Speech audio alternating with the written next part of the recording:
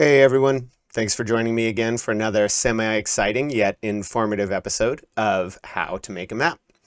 Today we're going to be going over rivers, deltas, and we might even draw a canyon or two. So let's just dive right in. Get it? Okay, first things first.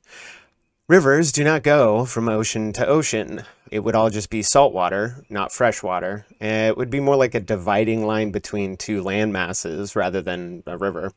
If you want to divide your land masses, think about something more like this. Or like that. But not like that one there. When you're dividing up your continents using ocean, make sure they don't look like rivers, otherwise you could confuse your viewers. Instead, it's a good idea to have your rivers come from one of these three sources. Mountains, like I did right here. The tundra, right? There's a lot of ice up there, and as it melts, creates rivers. Or rainforests, like the Amazon. It's also worth mentioning that some rivers are fed by springs, but this tends to often not be the case. But it would be kind of cool to put in your map, right? I mean, talk about a cool terrain feature for all your player characters to explore. Because water always flows downhill, rivers tend to settle right at the lowest point of your continent. If you have mountain ranges on either side of your river, chances are it's going to be smack dab right in the middle of those two mountain ranges. Pro tip, in the northern hemisphere, rivers tend to flow south, and in the southern hemisphere, rivers tend to flow north. So if we zoom out and look at our rivers, I bet you can tell that this continent's probably going to be in the northern hemisphere. Rivers that flow more quickly tend to be straighter, but as they slow down and widen out, they tend to get a little bit more snaky. Large, slow-moving rivers have a tendency to fan out when they hit the coast and create deltas. As a river deposits silt into an ocean, it creates large networks of mud islands. The mud islands, closer to the mouth of the river and further away from the ocean, tend to be incredibly fertile.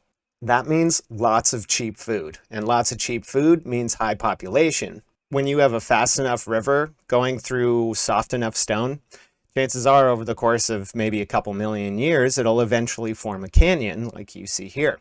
I feel like canyons are actually a very underutilized terrain feature because they can be a lot of fun. I mean, imagine being a group of explorers running around the Grand Canyon fighting goblins. Kind of fun, right? Just don't fall. Another good thing to note is that rivers are like highway systems for ancient civilizations. This means that cultures up and down the river are going to have a lot of contact with each other. The problem with this river, however, is that this canyon blocks the way, right? You can't get big ships through small canyons with fast-moving water, right?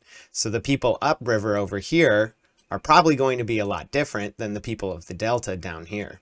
Trade between these two civilizations will probably still exist. It'll just be on a much smaller scale, especially if there's goblins in those canyons. You see, I can't even help myself. Whenever I'm making a map, I'm just like, ooh, that looks really cool. I'm going to make a story around it.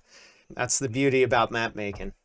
Lakes can also be a really cool terrain feature to explore. As you can see here, this lake has been formed because the water doesn't have anywhere to go. It's surrounded by mountains. So it collects at the lowest spot and it just kind of stays there.